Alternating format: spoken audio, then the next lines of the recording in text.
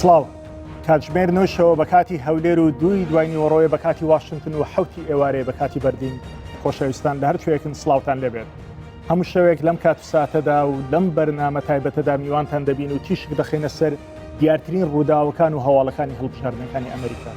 لەم بەرنمەیەدا لەگەڵ پسپۆران و شارەزایان و بڕیار بەدەست و ڕۆژنامەنووس و لێکۆڵەران گفتوگۆ دەکەین لە ئەمریکاوە نوێنەری پارتە سیاسیەکان و بێلایەنەکان دەدوێنین دەبین بە سەکۆیەک بۆ ئەمریکاناسی و شارەزابوون لە مێژوو پرۆسەی دیموکراسی لە بەهێزترین وڵاتی دنیادا شەوانەش ڕۆڤەی دوایین زانیاریەکان دەکەین و کێروی هەڵکشان و داکشانی بربژێرەکان و پارتە سیاسیەکان بە داتا و شێوازی سەرنجڕاکێش تاوتێ دەکەین ئەو زانیاریانەی لە بەرنامەی ئەمریکا بڕیار دەدات دەست دەکەون زۆر تایبەتن و بێنمونەن لە میدیای کوردستاندا ئێوەش لەگەڵمان بن لە تەوەرەکاندا بەشدار بن تا بەم هاشتاگە کە لەسەر شاشەکەدا هەیە ڕاو سەرنجتان بنێرن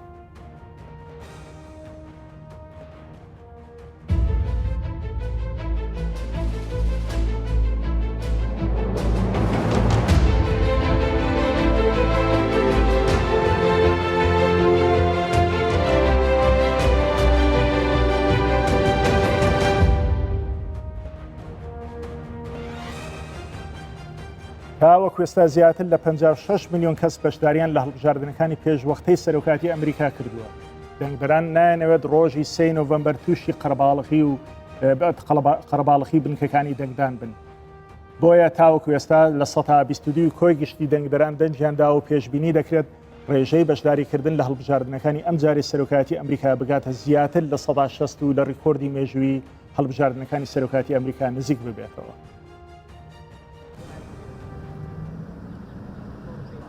هەڵبژاردنەکانی پێشوەختەی ئەمریکا خەریکە ڕیکۆردێکی مێژووی دەشکێنێت و بەهۆی مەترسی بڵاوبوونەوەی ڤایرۆسی کۆرۆنا ئەمریکیەکان ڕکابەری یەکتری دەکەن لەسەر ئەوەی کامیان زووتر دەنگ بدات. بە گوێرەی دوایین ئامارەکان تاکو ئێستا زیاتر لە 53 میلیۆن کەس لە هەڵبژاردنەکانی پێشوەختە دەنگیانداوە و هەر لە ئێستاوە هەڵبژاردنەکانی پێشوەختەی 2020 ڕیکۆردی هەڵبژاردنەکانی گەڕی ڕابردوو شکاندووە. تاکو ئێستا 122 دەنگدەرانی گشتی پێشوەختە دەنگیانداوە و پێشبینی دەکرێت لە هەڵبژاردنەکانی ئەمریکا زیاتر لە 160 دەنگدەران دەنگی خۆیان بدەن. تەنانەت دەگەر هەیە هەڵبژاردنەکانی ئەمجارە ڕیکۆردی ساڵی 1970 بشکێنێت کە بەرزترین ڕێژەی خەڵک بەشداریان لە هەڵبژاردنەکان کرد و ڕێژەی بەشداریکردن گەیشتە 165. یەکێک لە هۆکارەکانی گەرموگوڕی هەڵبژاردنەکانی پێشوەختە ئەوەیە ئەمریکیەکان بۆ ئەوەی خۆیان لە مەترسی بڵاوبوونەوەی ڤایرۆسی کۆرۆنا بپارێزن ڕکابەری یەکتری دەکەن لەسەر ئەوەی زووتر دەنگ بدەن کە بەشێکیان بە پۆستە دەنگەکانیان داوە و هەندێکیشیان گە زیاتر کۆماریەکان و ئەوانەی کە متمانەیان بە پۆستە نییە خۆیان دەستنە بنکەکانی دەنگدان و ڕاستەوخۆ دەنگ دەدەن و لە ئێستاوە نایانەوێت ڕۆژی 3 نۆڤەمبەر تێکەڵی خەڵکی بن. بە گوێرەی سەرچاوی میدیاکانی ئەمریکا دیموکراتەکان زیاتر بەشداریان لە هەڵبژاردنەکانی پێشوەختە کردووە چونکە دەیانەوێت فشار دروست بکەن و دەرفەتی سەرکەوتنی ترەمپ کەمکەنەوە کە زیاتر لە 36 میلیۆن کەس بە پۆستە دەنگیان داوە و زیاتر لە 16 میلیۆن کەسیش لە ڕێگای بنکەکانی دەنگدانەوە خۆیان چوونە و دەنگیان داوە. هۆکارێکی دیکەی بەرزبوونەوەی ژمارەی دەنگدەران لە هەڵبژاردننی پێشوەختە بەهێزی و گەرموگوڕی ڕکابەری نێوان دۆناڵد ترەمپ و جۆ بایدنەکە ئێستا ئەمریکا بە دۆخێکی خراپدا تێدەبڕێت و ئەمریکیەکان دەیانەوێت بڕیار لەسەر چارەنووسی 4 ساڵی داهاتووی وڵاتەکەیان بدەن. بە گوێرەی ئامارەکان ترەمپ و بایدن لە ویلایەتەکانی ئاریزۆنا، فلۆریدا، میشیگن، پێنسیلڤانیا و نۆرس کارۆلینا لە هەڵبژاردنەکانی پێشوەختە ڕکابەریەکی سەختی یەکتری دەکەن کە ویلایەتانە بۆ چوونە کۆشکی سپی یەکلاکەرەوەن. بەڕێزان لە ماوەی کەمتر لە دەڕۆژ لە 3 نۆڤەمبەر واتە 3/11 خەڵکی ئەمریکا دەنگ دەدات. ئەم دەنگدانە بۆ سێ شوێنە. یەکەمیان بۆ کۆشتی سەرۆکایەتیە، دووەمیان بۆ کۆنگرێسە لەناو کۆنگرێسیش بۆ 2 دەستەی جیاوازە ئێستا باسییان دەکەین. وەکەوەی لەسەر ئەم سکرینە هەیە لە 3 نۆڤەمبەر خەڵکی ئەمریکا دەنگ یەکەم جار بۆ سەرۆکی وڵاتەکەیان دەدەن. لە 1780 کە یەکەم سەرۆک هەڵبژێردراوە کە جۆرج واشنگتن بووە بۆ ماوەی 8 ساڵ لە سەرۆکایەتی ئەمریکا بووە تاوکەوە ئێستا 59مین گەڕی هەڵبژاردنە لە ئەمریکا. ئەگەر بربژێری دیموکراتەکان جۆ بایدن بیباتەوە دەبێت بە سەرۆکی 46مین لە وڵاتە یەکگرتوەکانی ئەمریکا. جۆرج واشنگتن 8 ساڵ لە کاردامایەوە وەکو سەرۆکی ئەمریکا. لە دوای ئەوە جۆن ئادەمس بوو بە سەرۆک تەنها بۆ ماوەی 4 ساڵ و لە دوای ئەویش ئیتر بەو شێوازە بۆ ماوەی 4 ساڵ یان بۆ 8 ساڵ سەرۆکی ئەمریکا هەڵبژێردرا و هەر بۆ زانیاریش سێم سەرۆکی ئەمریکا تۆماس جەفرسن بوو کە کاریگەرێکی زۆر گرنگی هەبوو لە فراوانبوونی سنووری جوگرافی ئەمریکا لە دواتر لە ئەڵلقەکانی داهاتوودا باسییان دەکەین. لە 12 دەستەیە کۆ دەبێتەوە لە ئەمریکا پێیان دەگوترێت دەستەی ئەلێکتۆرال کۆڵیج. هەموو کەسێک کە لە ئەمریکا دەنگ دەدا ڕاستە و خۆ دەنگ بۆ سەرۆک نادا، ناڕاستە و خۆ دەنگ بۆ سەرۆک دەدا. ئەو لە هەر ویلایەتێکدا ئەم دەستانە دەنگەکان کۆ دەکەنەوە دواتر لە 12 لە بارگای کۆنگرێسی ویلایەتەکانی خۆیان دەنگەکان یەکلا دەکەنەوە کە دەنگ بۆ کامە بربژێر بدەن. دواتر لە سەرەتای مانجیە یەک لە ساڵی داهاتوودا لە کۆنگرێسی ئەمریکا لە پایتەختی ئەمریکا دەنگەکان واڵا دەکرێن و دەرەنجامەکە دەردەچێتن. لە ئەمریکادا سیستەمێک هەیە پێدەگوترێت سیستەمی ئەلێکتۆرال کۆڵیج. لە کۆی ئەلێکتۆرال ویلایەتەکان کە هەیە نزیکەی هەر ویلایەتە و چەند ئەلێکتۆرال کۆلیجێکی هەیە، هەندێکیان 50 هەیە، هەندێکیان 30 هەیە، 20 هەیە. دواتر بە شێوازێکی ڕوونتر بۆتانی باز دەکەم. بەڵام بەگشتی لە ئەمریکادا 538 ئەلێکتۆرال کۆلیج هەیە. بۆ هەر برێت بژێرێک بۆی ببێ بە سەرۆکی ئەمریکا پێویستە لەو 538 270 ئەلێکتۆرال کۆلیج دەنجی ئەلێکتۆرال کۆلیجەکان بۆ خۆی بەدەست بێنێ. ئەم ئەلێکتۆرال کۆلیجانە ئەم سیستەمەیە کە ئالۆزیەک لە تێگەیشتن لە سیستەمی ئەمریکادا ڕوودەدا. بۆ زانیاریتان بۆ نمونە ساڵی 2016 بربژێری دیموکراتەکانی ئەو کات هیلاری کلینتن 3 ملیۆن دەنجی لە دۆناڵد ترامپ زیاتر هێنا لە هەڵبژاردنەکان، بەڵام نەیتوانی ببێ بە سەرۆک بۆ چونکە سیستەمی ئەلێکتۆرال کۆلیج بە شێوازێکی دیکەیە لە هەر ویلایەتە و بە شێوازێک دەنگ دواتر باز لەوەش دەکەن. جا هەر کاندیدێک وەکو وتمان پێویستی بە 270 ئەلێکتۆرال کۆلیج دەنجی ئەم دەستەیە هەیە بۆی ببێ بە سەرۆکی ئەمریکا. جگە لە هەڵبژاردننی سەرۆکاتی ئەمریکا لە کۆنگرێسیش هەڵبژاردن بۆ دوو ئەنجومەن هەیە. یەکێکیان ئەنجومەنی پیرانە، ئەوتریشیان ئەنجومەنی نوێنەرانە. لە ئەنجومەنی پیران تەنها 35 شوێن هەیە بۆ هەڵبژاردن، واتە یەک لەسەر سێی ئەنجومەنی پیران بۆ هەڵبژاردنە. هەموو ئەنجومەنی پیران بۆ هەڵبژاردن نییە. بەڵام لە ئەنجومەنی نوێنەران 435 کورسی هەیە، هەر 435 کورسی بۆ هەڵبژاردنەوە بۆ ئەوەیە کاندیدی پارتە سیاسەکان و بێلایەنەکانیش تەنانەت بتوانن لە هەڵبژاردنەکاندا بیبەنەوە و کورسی مسۆگەرکەن بۆ لە کۆنگرێسدا. بەپێی دەستور لە ئەمریکادا کە لە 3 نۆڤەمبەر هەڵبژاردنەکان دەکرێت، هەموو 2 ساڵ جارێک ئەندامانی ئەنجومەنی نوێنەران ئەوەی بە مەفهومی ئێمە دەبێت بە پەرلەمان، ئەندامانی پەرلەمان ئەندامانی ئەنجومەنی نوێران لە ئەمریکا هەر 2 ساڵ جارێک هەڵدەبژێردنێن، وەکو وڵاتی ئێمەیان هەندێک وڵاتی ئەوروپینیە کە 4 ساڵ یان 5 ساڵ جارێک هەڵبژێردنێن. لە ئەمریکا هەر 2 ساڵ جارێک ئەمانە هەڵدەبژێردنێن. بەڵام سەرۆکی ئەمریکا 4 ساڵ جارێک هەڵدەبژێردێ. لەوەتەی جۆرج واشنگتن بووە بە سەرۆک لە ساڵی 1789 تاوەکو ئێستا هەموو 4 ساڵێک ئەم پێشبڕکێ بۆ سەرۆکایەتی کراوە. لە هەمان کاتدا ئەنجومەنی پیران ئەوانەی کە پێیان دەگوترێت سەنەت،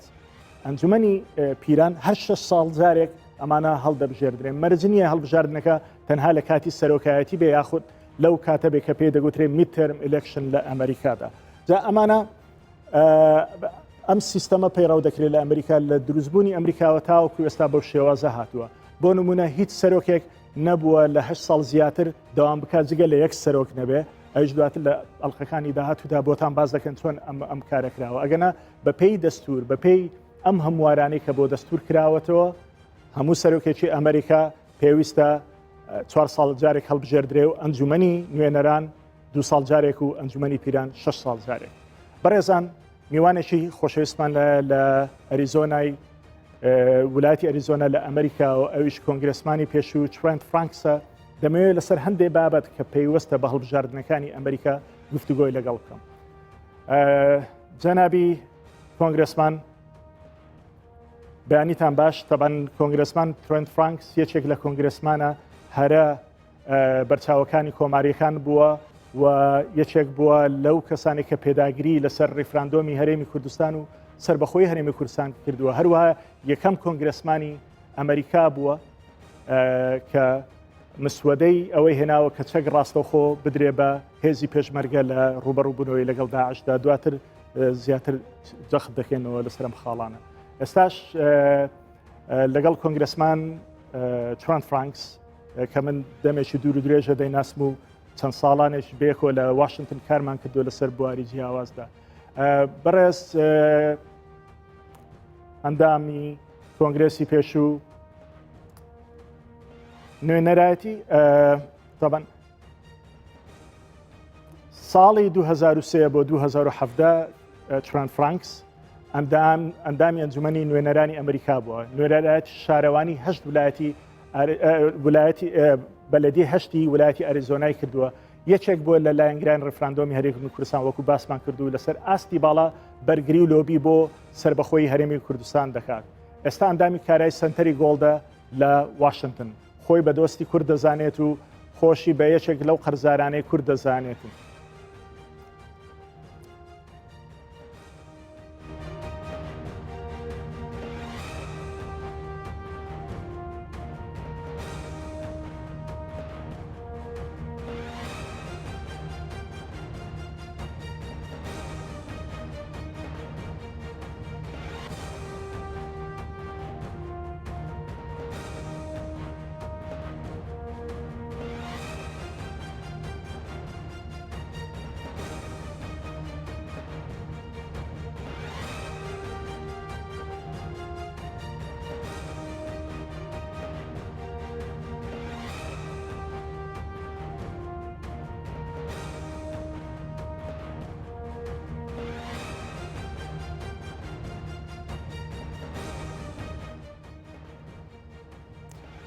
بەیانی باش جەنابی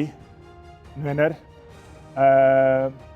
خۆشحاڵین لەم بەرنامەیە و لە یەکەم ئەڵقەی بەرنامەکەمان لەگەڵمانیت. بەڕێز ترانت فرانکس، وەکو دەبینین ئەو داتایی لە ناوەندەکانی هەڵبژاردن و کۆکردنەوەی دەنگ پێمان دەگا، پێمان دەڵێن کە دۆناڵد ترامپ ئەم جاریان ناتوانێت 4 ساڵی تر مسۆگەرگات بۆ کۆشتی سەرۆکایەتی. لە بەرامبەردا جۆ بایدن زۆر نزیکە لەوەی کە لە دوای کەمتر لە 10 ڕۆژی تر ببێ بە سەرۆکی ئەمریکا. ئێوە چۆن ئەم بابەتە هەڵدەسەنجێنن؟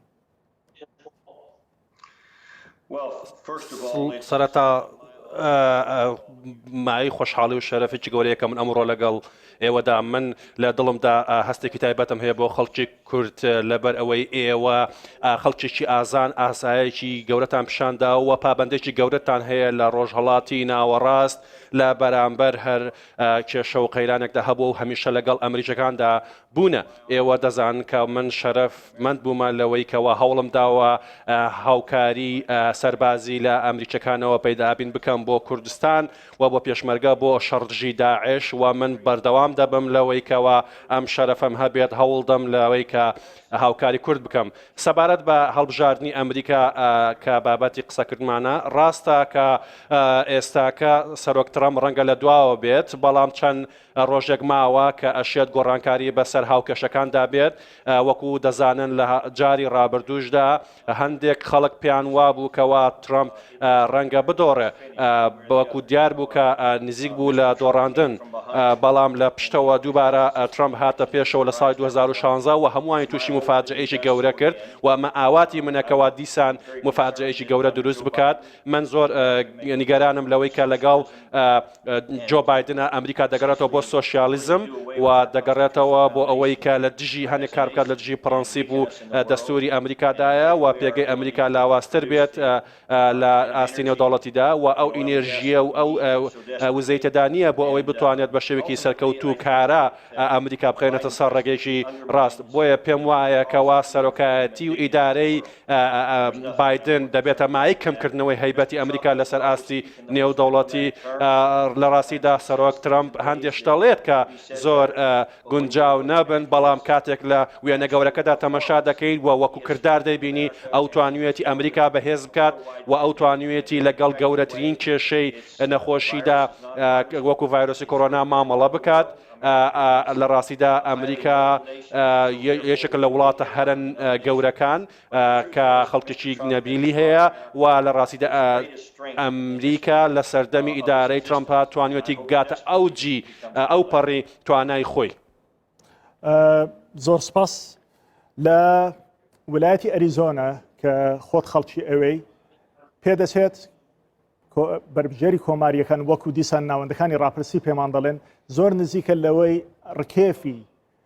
سیاسی ئەم ویلایەتە لە بندستی کۆماریەکان دەربێنێ و بچێتە دەستی دیموکراتەکان. خۆت دەزانی لە ساڵی 1972 تاوەکو ئێستا ویلایەتی ئەریزۆنا ئەو شوێنێک کە تۆ نوێنەرایەتیت کردووە بەردەوام دەنجی بۆ کۆماریەکان داوە جگە لە ساڵی 96 نەبێ ئێتە بەردەوام دەنجی بۆ کۆماریەکان داوە. بەڵام ئەم جارە دیسانەوە پێمان دەڵێن لەوانەیە ئەریزۆناش ببێ بە زۆنێکی شین و نیلی. تۆ چیڵێ؟ لە ڕاستیدا ئەریزۆنا لە ڕووی مێژوویەوە هەمیشە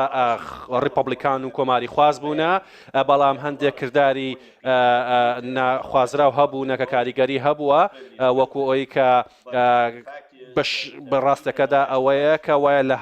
هەڵبژاردننی ڕابردوودا و هەروەها لە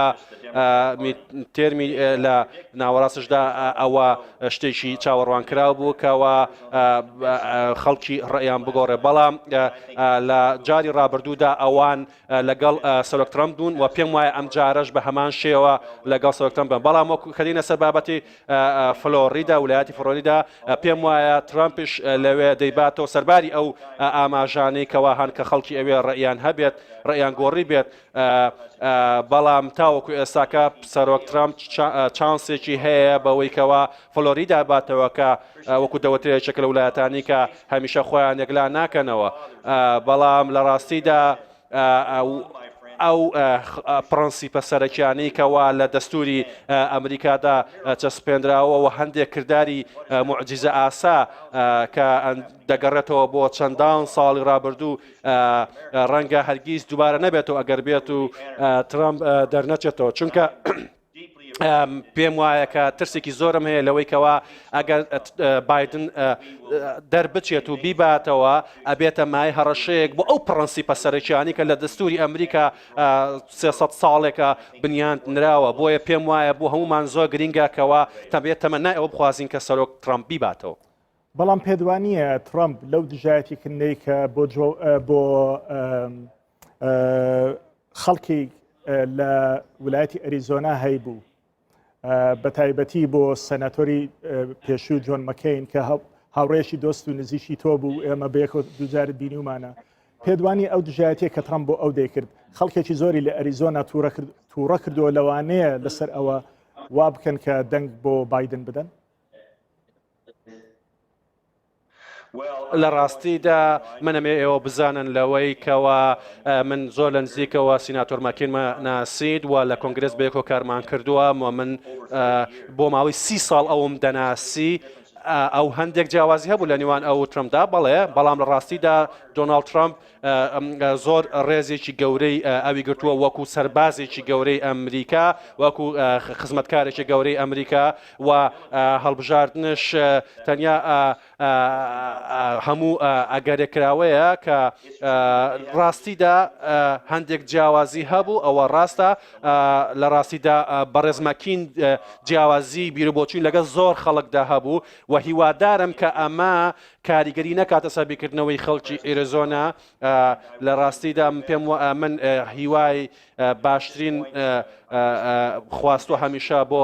ماکین لە ڕابردوودا و من پێم خۆشە کە ئێستا کە بەشێکی زۆری کەسانی سەربازی و ئەو کەسانی ئاگادان لە نزیکەوە ئێستا پاڵپشتی ترامپ بکەن و واز لەو جیاوازیە بێنن. لە ئەریزۆناوە بۆ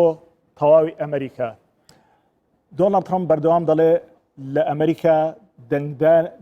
دەنگدەری ئارام هەن ئەوەی پێیان دەگوتێت سایلنت مەجۆریتی.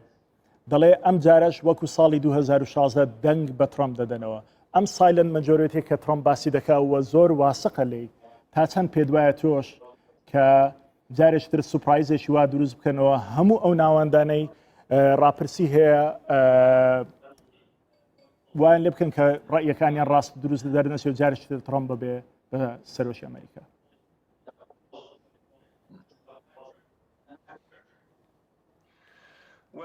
لە ڕاستیدا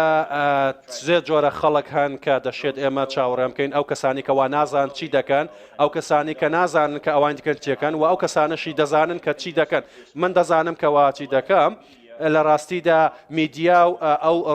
ماڵێکەوە هەبووە هەمیشە دژایەتی سەرۆک ترامپیان کردو چ لەو کاتەوەی کە هەڵبژێرداوە لە 2016 و هەمیشە هەستاون تەرکیزیان خۆتە سەر ئەو خاڵە لاوازەکان بەڵام لە ڕاستیدا بەشێکی زۆر لەو کەسانەی کەوە پاڵپشتی ترامپ دەکەن هەمیشە لە کۆتاییە تەمەشای کردارەکان دەکەن لە ڕاستیدا پێم وایە ترامپ لە ڕۆژی هەڵبژاردن ئەو خەڵکانە بەدەست دەهێنێکەوە بڕیاری کۆتاییە نەداوە و هێشتا ئەوە دەزانن کە چی دەکەن وەم پێم وایە کەوا خەڵکی ئەمریکا هەڵوێستی خۆیان ڕابگەێنن و کاریگەر نەبن بە میدیا و بەو شەپۆ لە گەورەیکەوە هەیە بۆ دژایەتیکردنی ترامپ کە هەندێک جار شێواندنی ڕاستیەکانە چونکە ئێستاکە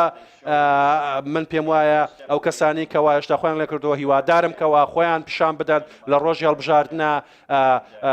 پاڵپشتی ترامپ بکەن چونکە پێم وایە کەوا بایدن ئەمریکا بەرەو شکست دەبا من بەڵام بڕایەکی قوڵم بە ترامپ هەیە کە دەیباتەوە ئەگەر ترامپ نەیباتەوە پێت وایە بە ئاسانی کۆشتی کۆماری بەجێ بێڵەوە یاخود دان بە براوەی ڕکابەرەکەی دابنێت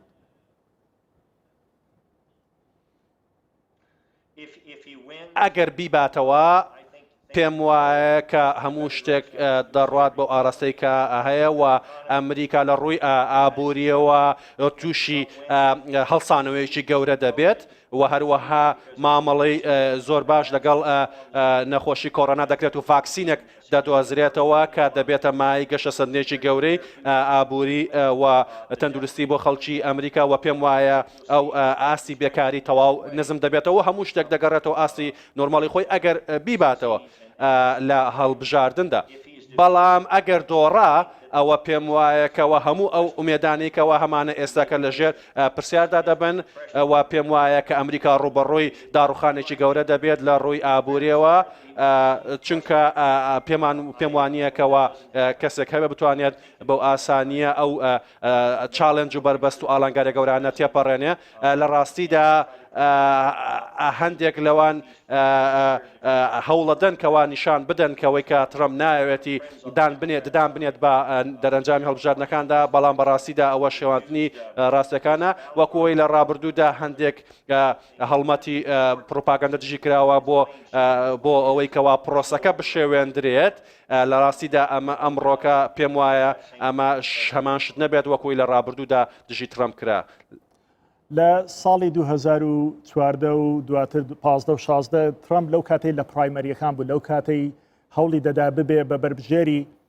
کۆماریەکان بۆ کۆشتی سەرۆکاتی بەردەوام لە ئاخافتنەکانیدا باسی لە ڕۆڵی کورد کردووە باسی لە ڕۆڵی پێشمەرگە کردووە تەنانەت لە زۆر جێگا باسی لەوە کردووە کە ئەگەر ببێ بە سەرۆک یەکێک دەبێت لەو سەرۆکانەی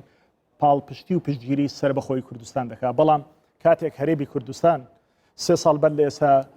1992 هەرێمی کوردستان دەنجیان بەوەدا کە سربەخۆ بن بەشێک نەبن لە عێراق ترامپ هیچ کاردانەوەیکی پۆزتیفی نەبوو نەک ئەوە دواتر هەر جگە لەوەش 2 ساڵ بەر لە ئێستا بڕیاریدا کە تەنانەت هێزی ئەمریکا لە ڕۆژئاوای کوردستان لە سووریا بچێشێتەوە کە گەلی کورد لەوێ تووشی قەیرانێکی زۆر گەورە بووە پێ دوایە ترامپ ئەگەر دەربچێتەوە لە 4 ساڵی داهاتوودا کورد دەتوانێت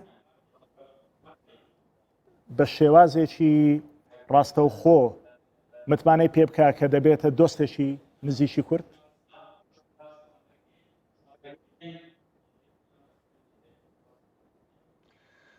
لە ڕاستیدا من ئەمە دەڵێم تەنیا ئەوە دەزانم کە تۆ دەیزانی لە ڕاستیدا من ویستم کەەوە ترامپ دان بنێت بەسەر بەخۆی کوردستانەوە پاڵپشتی ئەو پرۆسێ بکە کە لە ڕابردوودا لە سای 2017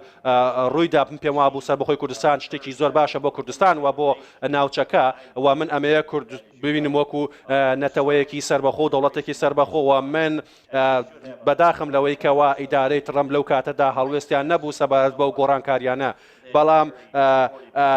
بە بڕوای من ئەو یەشێکە لە پاڵپشتیکەران بەڵام ئەگەر بێت و ئیدارەی کە ئێستاکەیە زۆر پاڵپشتیکارە وەک لەوەی کە ئەگەر بێت و ترەمپ سەرۆک نەبێ بەڵام ئەگەر بێت و بایدن ببێتە سەرۆک کورد هیچی دەست ناکەوێت زۆر کەمتر لەوەی کەوا لە سەردەمی ترەمپدا دەکرێت دەستیان دەکەوێت بۆیە من هیواخوازم کەوا ترەمپ دووبارە بیباتەوە بۆ ئەوەی بەردەوام بێ لە پاڵپشتی کوردستان لە ڕووی سەربازی و داراییە و من پێم وایە ترەمپ ڕاستیدا پاڵپشتی کورد دەکات ترەمپ یەکێکە لەوانەی کەوا ڕێزێکی زۆری بۆ ئازایەتی کوردستان هەیە و زۆر ستایشی ڕۆڵی کوردستان و پێشمەرگی کردووە لە تێکشکانی داعش و تیرۆریزمدا و بەڵام زۆر گرینگە کەوا ئەو دووبارە هەڵبژێردێتەوە بۆی بەردەوام بێت لەسەر ئەو هاوکاریانی کەوا دەیکات و من هەموو هەوڵێکی خۆم دەدەم لەمڕۆوە بۆ ئەوەی کەوا ئیدارەی ترەمپ لە داهاتوودا پاڵپشتیکارێکی داخوازەکانی کورد بێت. دوا پرسیارم لەسەر سیاسەتی دەرەوەی ئەمریکا ئەوەیە جیاوازی لە نێوان بایدن و ترەمپ چییە بۆ ڕۆژهەڵاتی ناوەڕاست بە تایبەتی لەسەر چەند پرسێکی گرنگ وەکو پرسی عراق وەکو پرسی JCPOA کە لەگەڵ ئێراندا هەبوو ئەو هاوپەیمانیەی کە پێشتر لە سەردەمی ئۆباما لەگەڵ ئێراندا هەبوو کە ترەمپ ئەمەی نەهێشت ئەگەر لە ئەگەری دەرچوونی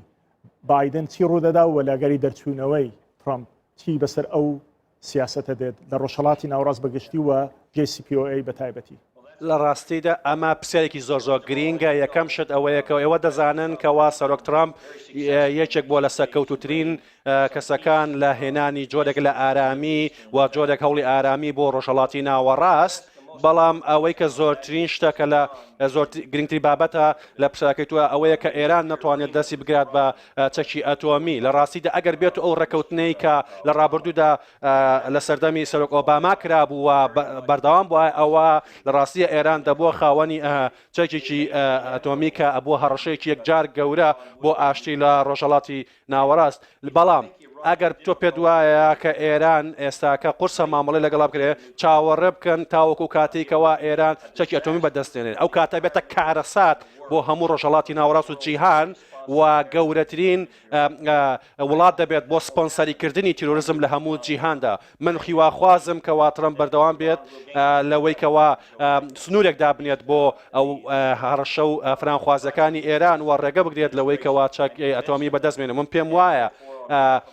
من بەناوی خۆم و باناوی هەموو ڕۆڵەکان و ڕۆڵەکانی ئێوەش پێم وایە کە هیواخوازم کە ژۆبادن نەبێتە سەرۆک چونکە ئەگەر ئەو بێتە سەرۆک لە ڕاستیدا ئەگەری هێنانەوەی ڕێکەوتنە ئەتۆمیەکە دووبارە بۆ سەر مێزی گفتوگۆکردن ئەگەرێکی بەهێزە بێت و ئەوەش هەڕەشەیەکی یەکجار گەورەیە لەسەر نەوەکانی داهاتووە و ئەمە شتێکی یەکجار خراپە بێ بۆ جیهان و پێم وایە کە ئەمە کارەساتێک دەبێت و زۆر دڵنگەم ئەگە ببینم کە ترەمپ دەدۆڕێ لە هەڵبژاردنە کە گەگێتە مای گۆڕانێکی گەورە لە استراتیژەکە و ئێمە گەوینە ژێر هەڕەشێکی گەورەوە نگرنگ نییە لە چ وڵاتێکە ژین. جەنابی نوێنەر یەکشەمەیە و ئەوەی منیش تۆ بناسم یەکشەمان سەرقاڵی خوداپەرستی لەگەڵ خێزانەکەتدا زۆر سپاس دەکەین بەم بەیانیە و بەم یەکشەمە لە کاتمان گرتی و لە کاتێکی زۆر حەساسدا لەگەڵمان بووی لە یەکەمین ئەڵقەی بەرنامەی ئەمریکا بڕیار دەدات.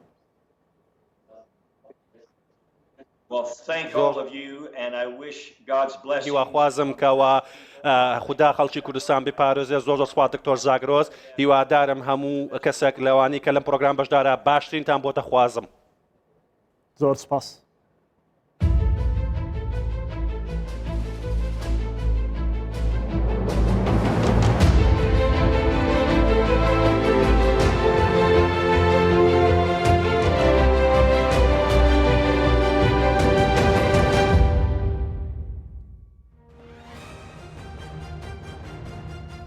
بەڕێزان لە ئەمریکا وەکو گوتمان پرۆسەی هەڵبژاردن پرۆسەیەکی کابڵی ئاڵۆزە بە چەندین هەوراز و نشێودات تێدەپڕێت لە هەمووشی گرنگتر ئەوەیە مەرج نییە چەند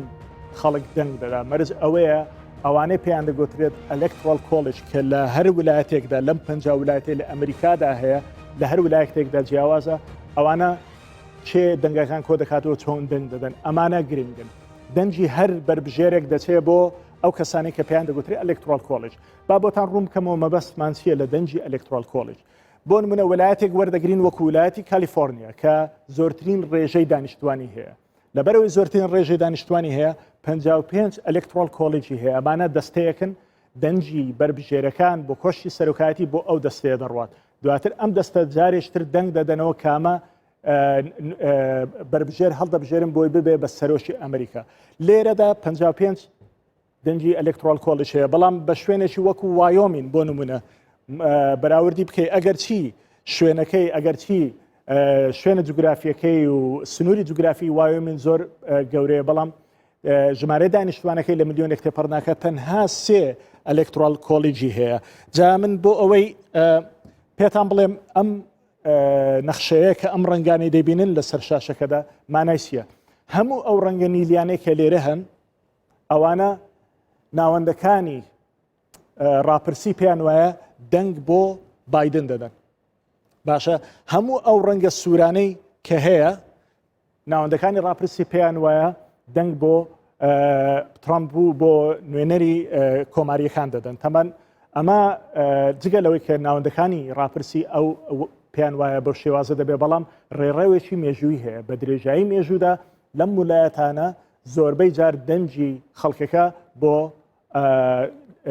کۆماریەکان توێ یاخۆ بۆ دیموکراتەکان چوە بۆ نمونە واشنگتن ئۆریگۆن کالیفۆرنیا کە دەکەوێتە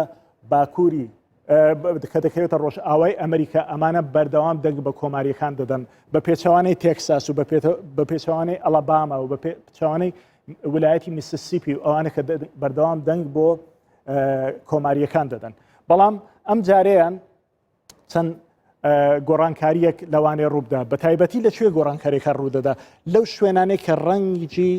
زێڕین یاخود قاوەی هەیە ئەوەی لەسەر شاشەکەدا دەردەچێت ئەمانە ئەو ویلایەتانن بەردەوام پێیان دەگوترێت ویلایەتە خۆڵەمێشتیەکان بە ئینگلیزی پێ دەگوترێت سوینگ ستیتس ئەمانە هەرجارێ دەنگ بۆ لایەنێک دەدەن بۆ کاندیدێک دەدەن بۆ پارتێکی سیاسی دەدەن لە دوجاردا دەنجی یەکلاکەرەوە لەو شوێنانە دەبێت بۆ نمونە لە ساڵی هەڵبژاردننی نۆوەت کە لە مانجی 1990 ببوورە مانجی 2000 لە ئەمریکا ئەو هەڵبژاردنێکرا کە جۆرج بۆشی نەوە کوڕ بوو بە سەرۆکی ئەمریکا تاکە شوێن کە مایەوە ببێ بە دەنگەکانی ئەمریکا یەکلا بکاتەوە ویلایەتی فلۆریدا بوو لە ویلایەتی فلۆریدا دەنگەکان چەند جارێکی دووبارەکەنانەوە اینجا دواتر جۆرج بۆشتوانی ببێ بە سەرۆک چونکە ئەم ویلایەتە خۆڵەمێشیانە لە دوجاردا ئەمانە بڕیار دەدەن چێ دەبێ بە سەرۆکی ئەمریکا جا ئێستا کە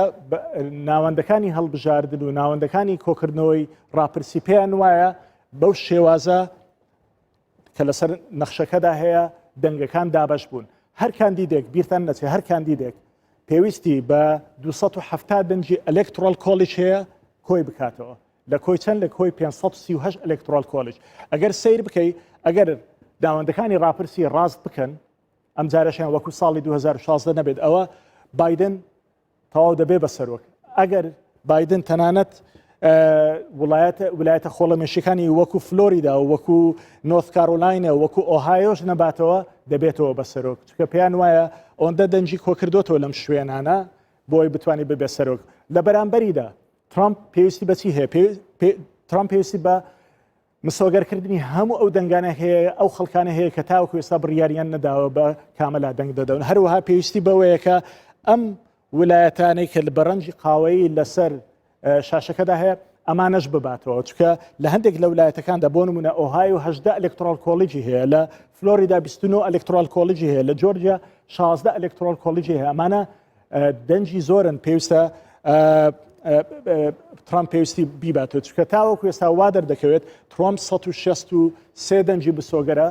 ئەلکترۆل کۆلیجەکان بەڵام لە بەرامبەریدا بایدن 290 دەنجی مسۆگەرە لێرەدا گرنگە جەخ لەسەر شتێشتر بکەینەوە دەنگەکانی ئەلکترۆل کۆلیج بە شێوازێک دەدرێت دەنگەکانی ئەلکترۆل کۆلیج لە هەر ویلایەتێک زۆری نەدەیباتەوە تەنها لە دوو ویلایەت نەبێت مەبەستمان چیە لێرەدا مەبەستمانەوە ئەگەر لە ویلایەتێکدا بۆ نمونە 10 ئەلکترۆل کۆلیج هەبێت باشە 10 ئەلکترۆل کۆلیج ئەگەر 6یان دەنگ بە بربژێرێک بدەن چواریشان بە بربژێرێکی دیکە بدەن ئەوە شەشەکە دەیباتەوە چوارەکەشی دێتە پاڵی کەواتە لەم ویلایەتەدا زۆرینە هەر دەنگەکە بۆ خۆی دەبە جگە لە ویلایەتی نەبراسکا نەبێ لەگەڵ ویلایەتی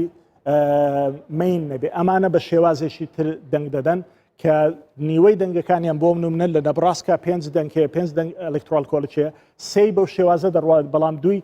لەسەر ئەوەیە دەنگ بەکێ دەدرێت بەوە دەڕوە هەروەها لە ویلایەتی مین کە 4 ئەلکترۆل کۆلیج هەیە دوی بە شێوازە پۆپیلیستیەکەی دەڕوات دووەکەی دانەکەی تریشێ لەسەر ئەوەیە دەنگ بەچێ دراوە جا مەرج نییە بۆ نمونە ویلایەتی نۆرث کارۆلاینە بۆ نمونە دەنجی یەکراکەرەوەی سەرۆکی ئەمریکا بێت یاخود ویلایەتێکی دیکە بەڵام چەند ویلایەتێکن بەردەوام چاوی کامێرەکانی جیهان بەردەوام هەموو سەرنج و تێبینیەکان و فۆکەسی خەڵکی لەسەکۆ بۆ تۆیش ویلایەتی فلۆریدا و ویلایەتی ئۆهایۆیە. لەسەر ئەم بابەتە پێم خۆشە میێوانێکم لە شاری دهۆکی خۆشەویستەوە وەربگرم کاک بەیار ببورن لە شاری هەولێرە کاک بەیار دۆستی شارەزای پەیوەندی نێودەوڵەتیەکان و شارەزا لە کاروباری ئەمریکا. کاک بەیار ئەوەی تۆ تێبینیت کرد بێ سەرنجت دابێ ئەوەی لە ئەمریکا دەگوزارێ چیمان پێ دەڵێ پێمان دەڵێ کە ئەمریکا ئەم جاریان بە شێوازێک دەنگ دەدا و چێ هەڵدەبژێرێتەوە؟ بەڵێ زۆر سپاس کاک نەهرو زۆر سپاس بۆ میوانداریەتە. طبعا وەکی زانن یعنی بۆ ئەمریکا بۆ دەولەتێکێکی ئەمریکا دەولەتێکە مەزن و کللتورێ دموکراسی gelek چەسپای لێ ماترسی سەر پرۆسە سیاسینینە بەرهەندێ تشتێ مهم بۆ خەڵکی ئیکۆنۆمیە خەڵکیە مثلا ئەو ئاکتۆرێت بەشدار چێکردنا سیاسەتێدا مثلا بزنسمانت gelekت مەزنن شەریکاتن مثلا زەریبەیە مثلا جاب سکیوریتی وەکیت بێژن ئیشی و هەڵێت کارینە ئەڤەژی پراستی تا حدێکی و یا شوێ مهمتر جی ئینانە وەکیت بێژن سوزا و پەیمانت خوێ یعنی تا ڕادەیەکی درێژ ترامپی ئەف هەمید شتێ بجاه ئیناینە و یعنی شخصی پراستی ئەس کەسێک نینم بشم و ڕۆژێکێکی سەپۆرتە ترامپی بکەم بەس وەکی ئەمریکیەک هزر بکەتن ئەس بێژمەتە ئەف هەمید شتە پراستی بێژنەمەک و ترامپ بەلکو دێمسوگەرکەتن 4 ساڵە دێژی سەرۆکاتیە ئەمریکا بەرامبەر بایدن کەسێکە بزانی یعنی پراستی حتا نەها پروژەیەکی gelek یعنی قوت بەرامبەر ترامپی نیشان نەدایە حل نیشان نەداینە بەلکو چیا کری دژمن ترامپی یەت کۆم کرینەوە و تنێ وەکیت بێژن وەکی حەلا پێشکەش ناکات بەلکو پتر نەقدێ بۆ پروژە و کار ترامپی پێشکەشێت تایبەتیت مەجالێ ئەوێ پەندەمێکێدا و کۆڤیددا 19دا ئاماژەکان پێمان ناڵێن بەو شێوازە دەبێت ئاماژەکان پێمان دەڵێن کە بایدن زۆر نزیک بۆتەوە لەوەی کە ببێ بە 46مین سەرۆکی ئەمریکا بە تایبەتی هەتەنانەت لە هەندێک شوێنی ڕاپرسی کۆماریەکانیش بۆ نمونە 2 ڕۆژ بەر لە ئێستا شێوازێک ڕاپرسی لە فۆکس نیوز دەرچوو کە پێی وایە ترامپ کارەساتێک دەبێ بۆ کۆماریەکان چکە بە شێوازێکی وا دەدۆڕێنن بە تایبەتی لە هەندێک ویلایەت دەدۆڕێن کە بە درێژایی مێژوو ئەو ویلایەتانە بە تایبەتی بە درێژایی مێژووی 40-50 ساڵی ڕابردوو کۆماری بوون ترامپ دەبێتە هۆکاری ئەوەی ئەم ویلایەتانەش ڕاستە ببن بە دیموکرات. بەێ کاک نەهرو ڕاستە پرسیارەتە چالنجە و یا جهێ خودە بەس بیرا خوب بینن وەختێ ئاینەن هیلاری کلینتن 10 ڕۆژێت ماین و ئەف 10 ڕۆژە gelekên ku ئەف ئەنجامە زۆر بێنە گوهارتنش بیر نەکەژی ترامپی ڕاستی سپریزت هەین بۆ بایدنی هەکە بیراوە بێتن یعنی پراستی سپریزاش خرام هستن بو هیلاری کلینتن او مثلا بنغازی بو و ایمیلت وی بون و مثلا دیسا بایدن جی سپریزا gelek amazon de او بتن مثلا کوروی پیوندیت کوروی گل اوکراین روسیا او جی ترامپی یا هلا جنت خدا بو 2-3 روزا بری انتخابات افس کندلا پراستی خلق امریکا رای عام امریکا د کارتکردن که gelek amazon سرکته و بس بلام اگر ما بس ئەوە کوڕەکەی بایدن هەنتە بایدن ڕودی جولیانی پێوا بوو شتێکی کەشف کردوۆیش ئەوەیە کە هارد دیسکی کۆمپیوتەرەکەی ڕوودی هەنتە بایدن کە کوڕی جۆ بایدنە دۆزراوەتەوە کە تێیدا چەندین زانیاری نهێنی تێدایە بە تایبەتی ئەو زانیاریانەیە کە باز لەو بێبەستە بازرگانیانە دەکات لە نێوان خانەوادەکەی خۆی لە نێوان چەند کەسێکی دەوڵەمەند لە سین و ئەمانە بەڵام هۆکاری ئەوەی کە نەبووە جێگا و سەرنجی خەڵک لە ئەمریکاویش ئەوەیە پێیان وابوو ئەم ئاکیوزیشنە تۆزێک بێ بنەما بوو تەنها هەڵبەستنی چەند شتێک بوو کە لە ڕاستی داوا نەبوون تۆش پێ دوایەمە هەڵبەستنی شتێک بوو کە کۆماریەکان دروستیان کردبوو یاخود بەڕاستی شتێکی ئاوا لە ئارادا هەیە براستی ئەڤە سکاندلە و سکاندلەکە حەقیقیە بەس دەبینین 4 ڕۆژ بەلکو 3 ڕۆژ 4 ڕۆژ وقت انتخابات مینن شنی هەڵبژاردنت ئەمریکا دی gelek دیتیلست وی دەرکەون و دیساژی حتا بایدن یعنی تو سەحکە ئەڤرو gelek راپور سەر دەرچوون تو سەحکە یعنی کەیس gelek بقوەتە کەیسە زەعیف نینە براستی gelek بقوەتە و از بيجم جي خو بايدن جي در بچتن بلكو محكمة فدرالي محكمة دستوري الامريكا دشتن چالنجاكا گلك مازن بو بايدني چيكتن كو بايدن نشتن بسلامتي بوي پوستي ور بگرته و خود ديمقراطي فايده بنجي بلكو پیگه بايدني پراستي هند بهز نينه براستی نگلک پیزه و براستی بشکلی گشتیجی تو سحکه یعنی از ما لیدرشیپیت ناف دموکرات دا هرش وقت اوبامای و حتی و دقیقه شی بەڵام لە دوا دەرفەت بۆ ترامپ کە بتوانێت هەندێک خاڵ تۆمار بکە لە بەرامبەر ڕکابەرەکەی ئەو گفتوگۆیە بوو کە لە پێنجشەمەی ڕابردوودا لە سەر تەلەڤیزۆن هەبوو لە ماوەی 50 خولەکدا نەیتوانی شتێکی وەها دروست بکا کە بڵێتن من تاوکو ئێستا باشترین بربژێرم بۆی ببۆن سەرۆکی ئەمریکا لە بەرامبەریدا هەموو ناوەندەکانی ڕاپرسی پێیان وابوو جۆ بایدن زۆر باشتر بوو لە ترامپ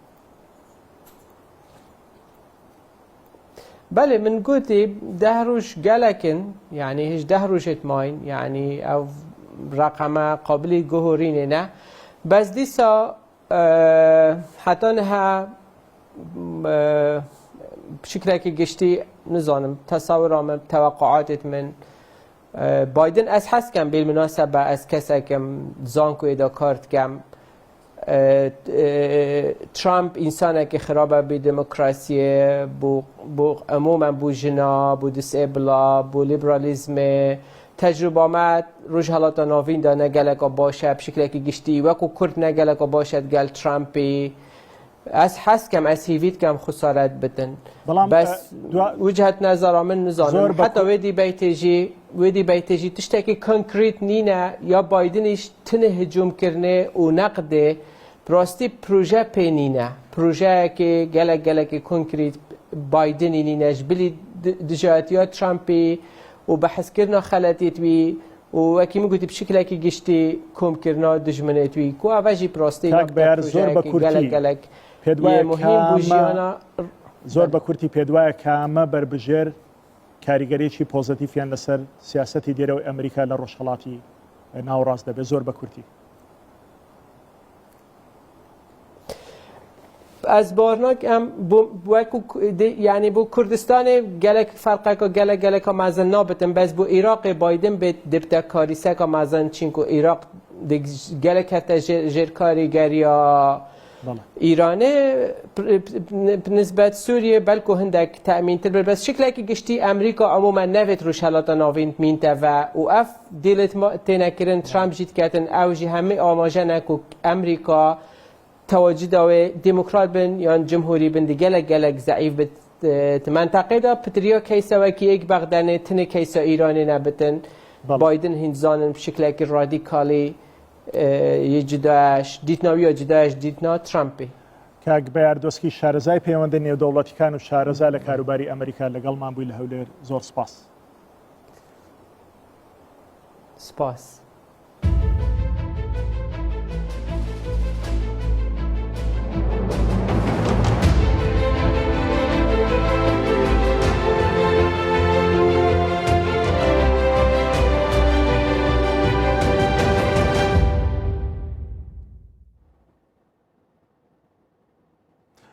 بەڕێزان دەچینە لای هاوکارمان ڕەحیم ڕەشیدی کە بە شێوازێکی ڕاستەوخۆ لە ڤێرجینیاوە لەگەڵمانە. کاک ڕەحیم دوانی وەڕۆت باش، چی دەگوزارێت لە ئەمریکا بە تایبەتی لەم ڕۆژەدا؟ تەنانەت ڕۆژی پشوشە، بەڵام من ئاگادارم هەردوو کاندیدەکان تەنانەت جێگرەکانیشیان پێنس و جێگرەکەی بایدنیش کەماڵە هاریس هەریەکە لە شوێنێکی زیان بۆ کۆکردنەوەی ڕێی و بۆ وەرگرتنی متمانە لە خەڵک. چی دەگوزارێت لەم بوارەوە؟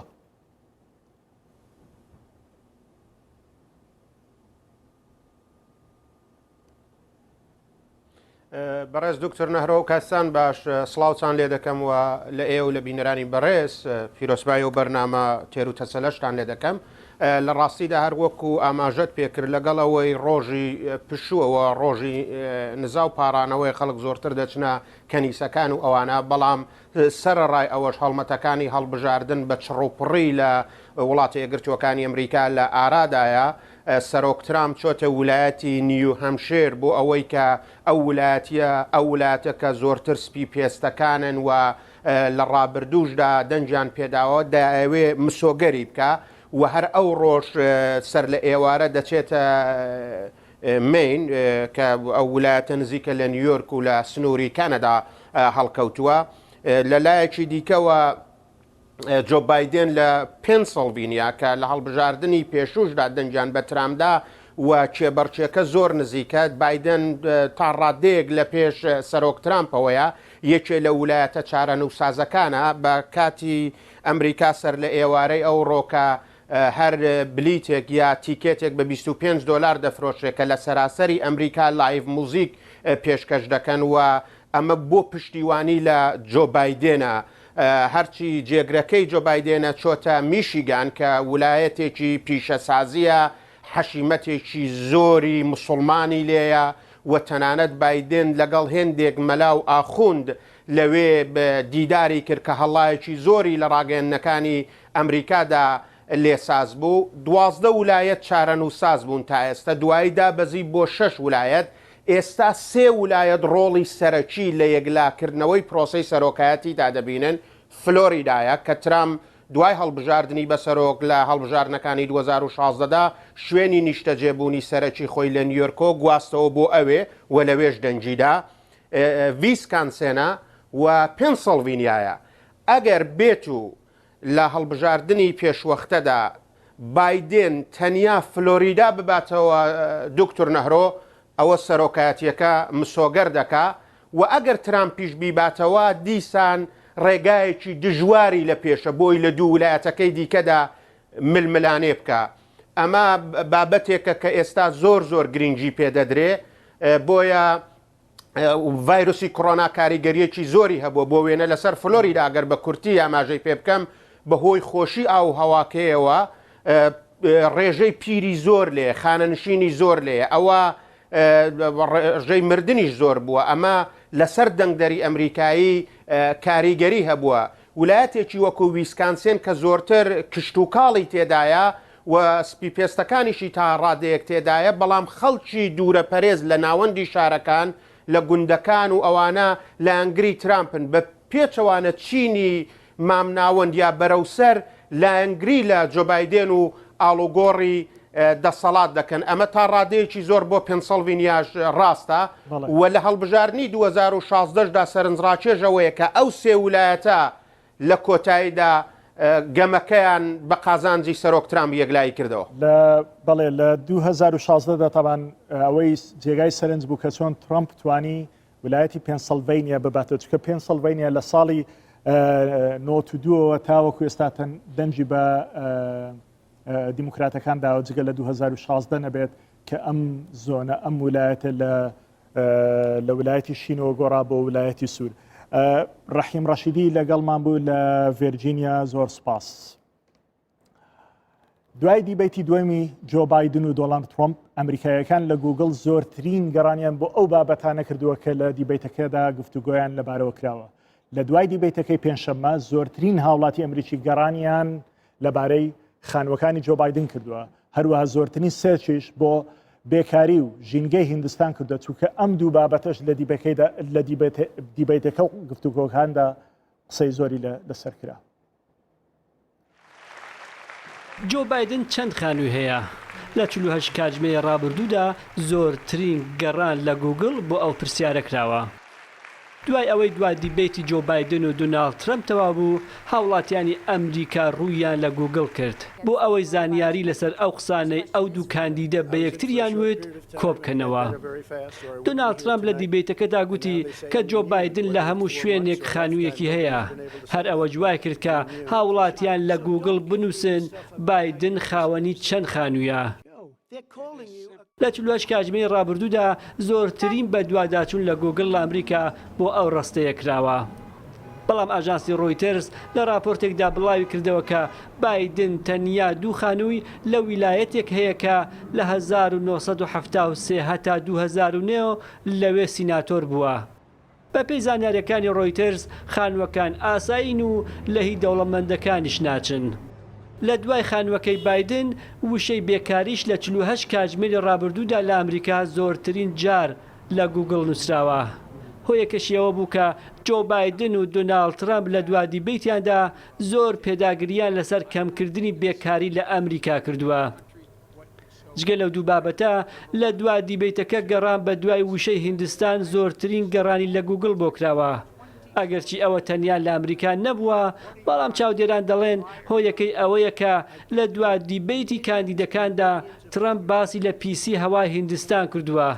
ئەوەش کاردانەوەی لەلایەن هاوڵاتیە هیندی ئەمریکیەکان دروست کردووە.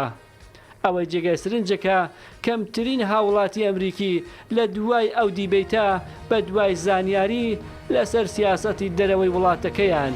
گەڕاون. بەڕێزان هەموو شەوێک کاتژمێرنەوە لەو بەرنمەیە لەگەڵ تا دەبین. لە بەرنمەکانی داهاتوودا خەڵکی زیاتر دەدوێنین لەسەر هەڵبژاردنەکانی ئەمریکا، تیشک دەکەین لەسەر هەندێک لایەنی زۆر هەستیار کە تاوەکو ئێستا لە میدیای کوردی باسی لێوە نەکراوە. خەڵکی وا دەدوێنین کە بڕیار بەدەستن لە داڕێشتنی سیاسەتی ئەمریکا. پێمان خۆشە ئێوە لەگەڵمان بن هەموو شەوێک کاتژمێرنەوە پێشمان خۆشە بەشدار بن لە بەرنمەکەمان لە ڕێگەی ئەم هەشتاگەوە کە هەیە ئەمریکا بڕیار دەدات بەردەوام لە تۆڕە کۆمەڵایەتیەکان ڕاو سەرنج و تێبینەکانی خۆتان بۆمان بنێرن. هەموو شەوێک لەگەڵ تا دەبین تا کاتی هەڵبژاردن و لە کاتی هەڵبژاردنیش ڕووماڵێکی زۆر تایبەتمان هەیە چاوتەن لەسەر شاشەکانی کوردستان 24 بێت. شەوتان شاد.